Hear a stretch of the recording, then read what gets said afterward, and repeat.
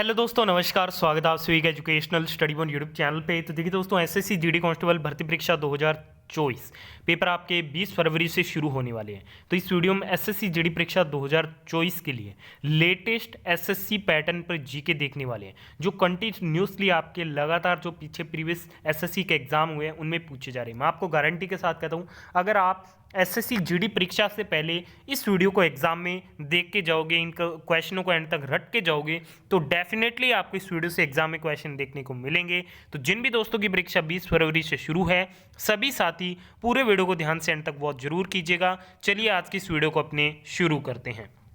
पहले क्वेश्चन में आपसे पूछा जा रहा है कि भजन सुपारी किस वाद्य यंत्र से संबंधित है। देखिए, जो भजन सुपारी है ये संतूर वादक है, तो संतूर इस क्वेश्चन का राइट आंसर रहेगा।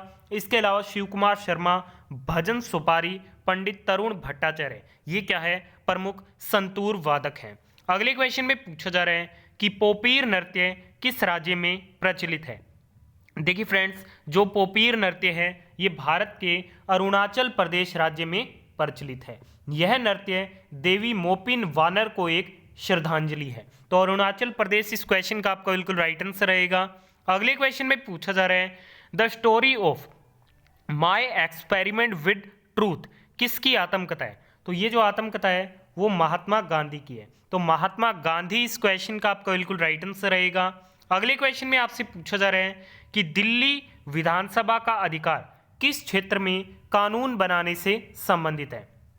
तो देखिए दोस्तों, दिल्ली विधानसभा का अधिकार अनुच्छेद 239 यह प्रावधान करता है कि दिल्ली विधानसभा पुलिस, भूमि और लोक व्यवस्था को छोड़कर राज्य सूची और संवर्ती सूची के विषयों पर क्या है, कानून बना सकती है। ठीक है, तो ये बात आपको ध्यान में रखना है। अगले क्वेश्चन में पूछा जा रहा है कि रामकृष्ण मिशन की स्थापना किसके द्वारा की गई थी। तो रामकृष्ण मिशन की जो स्थापना है वो स्वामी विवेकानंद ने की थी 1 मई 1897 को। ठीक है, इसके अलावा आत्मीय सभा की स्थापना राजा राम मोहन राय ने की 1815 कोलकाता में। सर्वेंट्स ऑफ इंडिया सोसाइटी की स्थापना गोपाल कृष्ण गोखले ने की थी 1905 में। ब्रह्म समाज की स्थापना राजा राम मोहन राय ने 1828 कलकत्ता में की थी। धर्म समाज की स्थापना राधाकांत देव ने 1829 कलकत्ता में की थी। और आर्य समाज की स्थापना दयानंद सरस्वती ने 1875 में की थी। अगला क्वेश्चन है कि संविधान में मौलिक कर्तव्य को किस संशोधन के तहत जोड़ा गया था। तो इसे जोड़ा गया था 42वें संशोधन अधिनियम 1976 के द्वारा। इस समय टोटल 10 मौलिक कर्तव्य थे। उसके बाद जो 11वां कर्तव्य जोड़ा गया था वो 2002 में 86वें संविधान संशोधन के तहत जोड़ा गया था। अगला क्वेश्चन है सर्वोच्च न्यायालय के अधिकार क्षेत्र को बढ़ाने की शक्ति किसके पास है। सर्वोच्च न्यायालय के अधिकार क्षेत्र को बढ़ाने की जो शक्ति होती है वो संसद के पास होती है। चलिए बढ़ते हैं अगले क्वेश्चन की ओर। अगला क्वेश्चन है हनुक्का त्योहार कहाँ मनाया जाता है। हनुक्का जो त्योहार है वो यहूदी समुदाय जो ज़्यादातर कोलकाता, कोची और दिल्ली में है उनके द्वारा मनाया जाता है। ये 8 दिवसीय यहूदी शीतकालीन रोशनी के त्यौहार को हनुक्का कहा जाता है। ठीक है दोस्तों, वीडियो में आगे बढ़े उससे पहले अभी तक आपने इस वीडियो को लाइक नहीं किया तो प्लीज जल्दी से लाइक कर दीजिएगा और सभी दोस्तों के बीच इस वीडियो को पहुंचाने के लिए वीडियो को शेयर भी जरूर कीजिएगा और इस वीडियो को बिना स्किप के एंड तक जरूर देखिएगा। हो सके इस क्वेश्चन में वीडियो में जो भी क्वेश्चन आप स्किप करोगे वही डायरेक्ट आपसे एसएससी जीडी एग्जाम में पूछ लिया जाएगा। अगले क्वेश्चन में पूछा जा रहा है कि जनगणना 2011 के अनुसार सबसे कम साक्षरता किसकी है। तो सबसे कम अगर पुरुष साक्षरता की बात करें तो वो बिहार में है, 73.39% है। सबसे कम जो महिला साक्षरता है वो राजस्थान में 52.66% है। ठीक है, ये आपके टोटल है, इतनी मेल की और इतनी क्या है, फीमेल की है। अगले क्वेश्चन में पूछा जा रहा है कि दक्षिण गंगा के नाम से किस नदी को जाना जाता है। तो गोदावरी को दक्षिण गंगा के रूप में जाना जाता है। तो गोदावरी नदी इस क्वेश्चन का राइट आंसर रहेगा। और कावेरी नदी को दक्षिण भारत की गंगा के रूप में जाना जाता है। तो ये भी आप जरूर ध्यान में रखिएगा। अगले क्वेश्चन में पूछा जा रहा है कि 1991 में नई आर्थिक नीति की घोषणा के वक्त विदेशी भंडार कितना बचा था। तो इस समय जो विदेशी भंडार है वो 5.8 बिलियन डॉलर का था। ठीक है, तो 5.8 बिलियन डॉलर इस क्वेश्चन का आपका राइट आंसर रहेगा। अगला क्वेश्चन है भारत किस मार्ग से विदेशों में सबसे ज्यादा गुड्स का परिवहन करता है? तो ये समुद्री परिवहन के द्वारा करता है। ठीक है, तो समुद्री परिवहन आपका राइट आंसर रहेगा। अगला क्वेश्चन है, एफडीआई की फुल फॉर्म क्या होती है? एफडीआई की फुल फॉर्म होती है फॉरेन डायरेक्ट इन्वेस्टमेंट। ठीक है, नेक्स्ट क्वेश्चन है कि महात्मा बुद्ध जयंती को किस रूप में मनाया जाता है? तो इसे वेसक के रूप में मनाया जाता है। तो वेसक इस क्वेश्चन का आपका बिल्कुल राइट आंसर रहेगा। अगले क्वेश्चन में पूछा जा रहा है कि विधि द्वारा स्थापित प्रक्रिया कहां से ली गई है? विधि द्वारा जो स्थापित प्रक्रिया है वो जापानी संविधान से ली गई है, और जो विधायी प्रक्रिया है वो ब्रिटेन से ली गई है। तो दोनों में आप डिफरेंस जरूर ध्यान में रखिएगा। विधि द्वारा जो स्थापित प्रक्रिया है वो जापानी संविधान से, और जो विधायी प्रक्रिया है वो ब्रिटेन से ली गई है। अगला क्वेश्चन है कि भगत सिंह और किसने दिल्ली असेंबली में बम फेंके थे?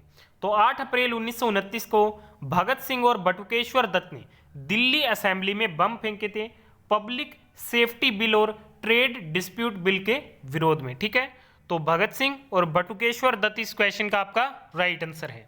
अगला क्वेश्चन है कि 1991 आर्थिक मंदी दौर में टारगेट में क्या नहीं था? तो जनसंख्या नियंत्रण टारगेट में नहीं था। इसमें टारगेट किया गया था उदारीकरण, निजीकरण और वैश्वीकरण पर। ठीक है, एलपीजी ग्रोथ मॉडल पे इसमें टारगेट किया गया था। पीवी नरसिम्हा राव के नेतृत्व में ये शुरू की गई थी।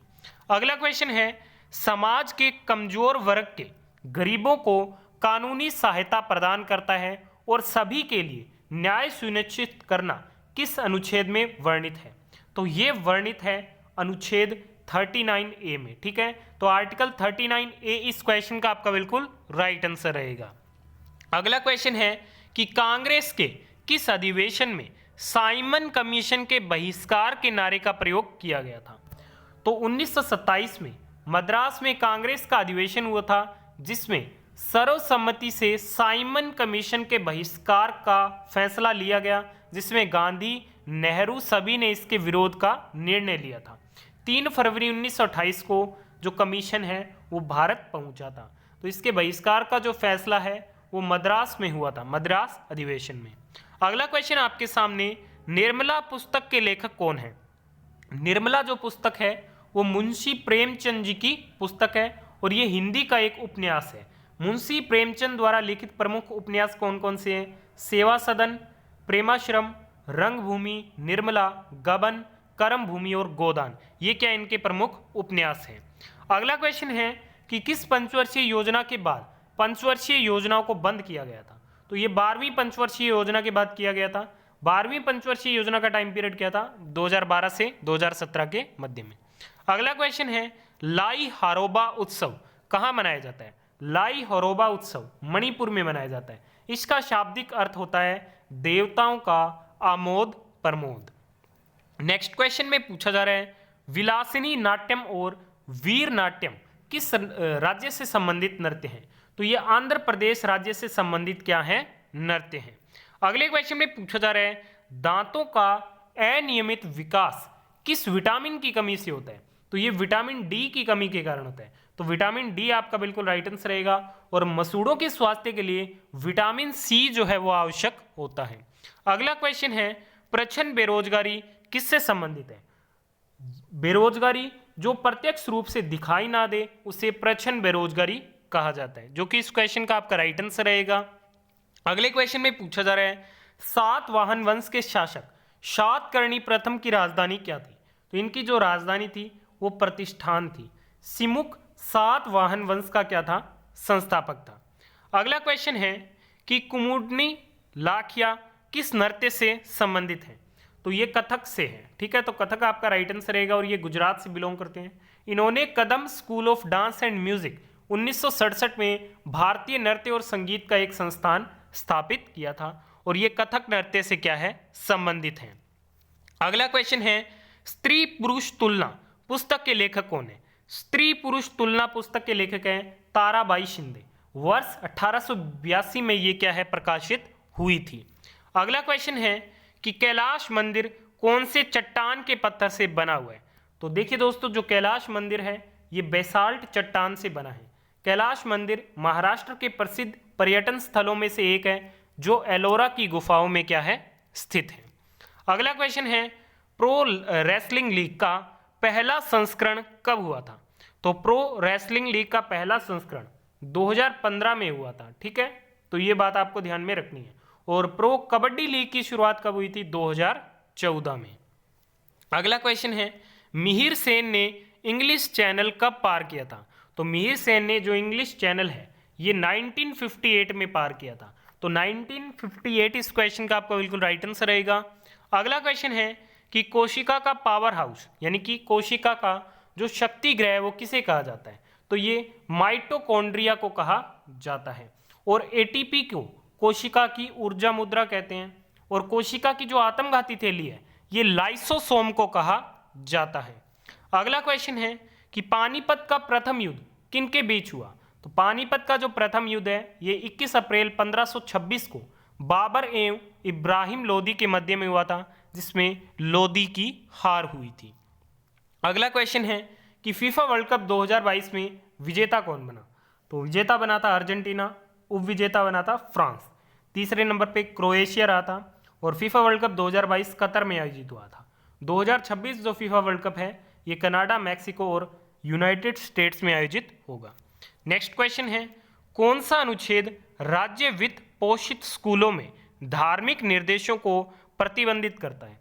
तो ये करता है आर्टिकल 28, अनुच्छेद 28 इस क्वेश्चन का आपका बिल्कुल राइट आंसर रहेगा। तो आज की इस वीडियो में हमने एसएससी जीडी एग्जाम 2024 के लिए मोस्ट इंपोर्टेंट 40 क्वेश्चन कवर कर लिया है। आपने इस वीडियो को यहाँ तक देखा, बहुत बहुत धन्यवाद। अगर आपको ये वीडियो पसंद आई है तो प्लीज़ वीडियो को लाइक, शेयर और चैनल को सब्सक्राइब जरूर कीजिएगा। धन्यवाद।